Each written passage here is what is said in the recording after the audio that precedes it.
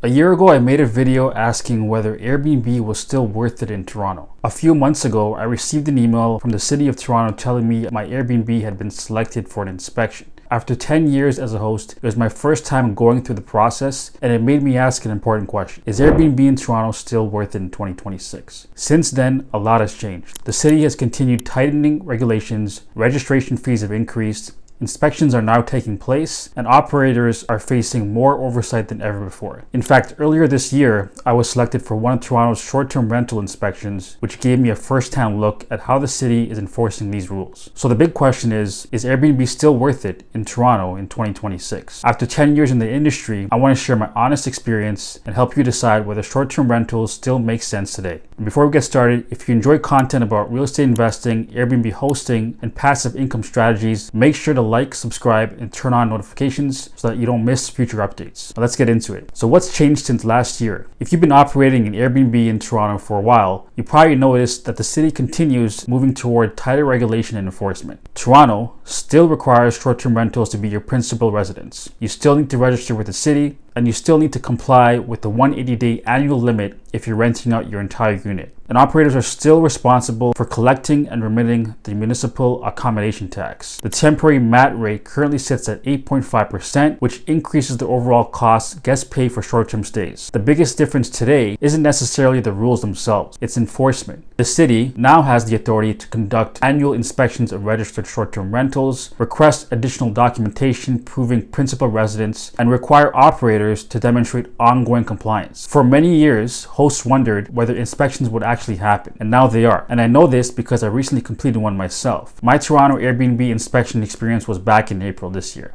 I received an email from the City of Toronto advising that my short-term rental required an inspection as part of their compliance review process. The email instructed me to schedule the inspection within 14 days. But fortunately, even though the booking had to happen quickly, the inspection itself could be scheduled later. And so I eventually completed mine in May. And to be honest, I expected the process to be much more involved. I thought they would spend significant time reviewing documentation, checking every aspect of the property, and looking for potential issues. Instead, the inspection lasted roughly 5 minutes.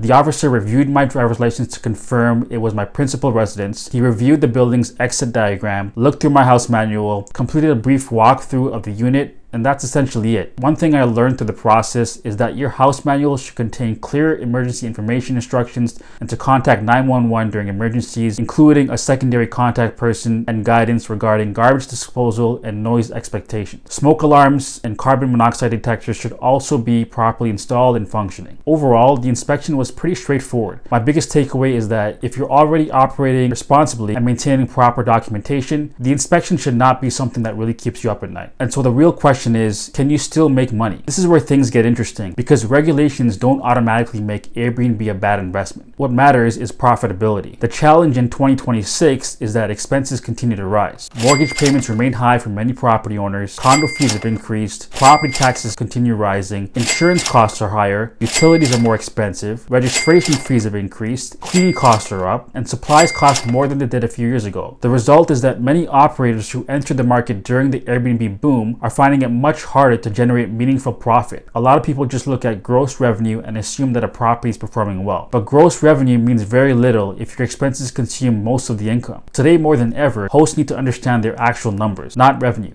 Profit. And so who is still winning? In my opinion, there are still hosts doing very well in Toronto, but they tend to share a few common characteristics. First, many purchased their properties years ago before prices and interest rates exploded. Second, they operate in strong locations with consistent demand. Third, they've accumulated years of positive reviews and often host superhost status. And finally, they treat hosting like a business. They screen guests carefully, maintain high standards, they understand regulations, monitor their 180-day limits, and they stay compliant. The days of throwing a listing online and printing money are largely gone. The hosts who remain profitable are usually the ones who are running professional operations. And so who should think twice? If you're considering buying a property today strictly for Airbnb purposes, I would proceed very carefully. Remember, Toronto only allows short-term rentals within your principal residence. That immediately eliminates many of the investment strategies that worked years ago. On top of that, you're dealing with higher interest rates, higher operating costs, additional regulatory requirements, potential inspections, annual registration fees, municipal tax obligations, and ongoing compliance responsibilities. For many new investors, the numbers simply aren't as attractive as they once were. And so is Airbnb still worth it in Toronto today? My answer is it depends.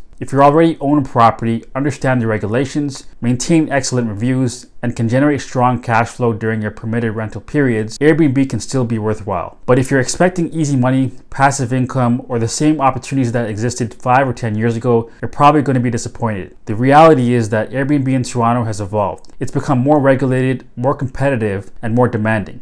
The question isn't whether Airbnb still works. The question is whether the additional income is worth the additional responsibility. For some hosts, the answer is absolutely yes. For others, a long-term rental or alternative investment may provide a better risk-adjusted return.